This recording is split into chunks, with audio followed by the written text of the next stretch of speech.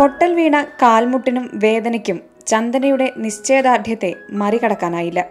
High school പെൺകുട്ടികളുടെ mono ആക്ടിൽ കാലിൽ പ്ലാസ്റ്ററുമായി എത്തി മികച്ച പ്രകടനം കാഴ്ചവെച്ച് വിധികർത്താക്കളെയും കാണികളെയും ഒരുപോലെ ഞെട്ടിച്ചു ഈ 10ാം ക്ലാസ്സുകാരി.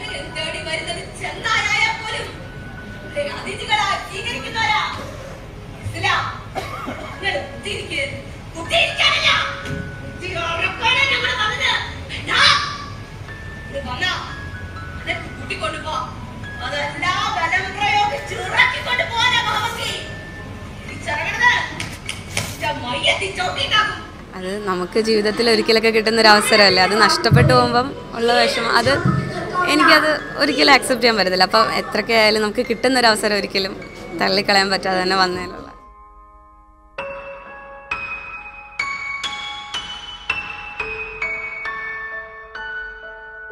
വീണു പരിക്കേറ്റ ചന്ദനയ്ക്ക് ഇന്ന് ഡോക്ടർ ശസ്ത്രക്രിയ വിധിച്ചിരുന്നതാണെന്ന് കൂടി അറിഞ്ഞാലേ ആ ഞെട്ടൽ പൂർണ്ണമാവൂ.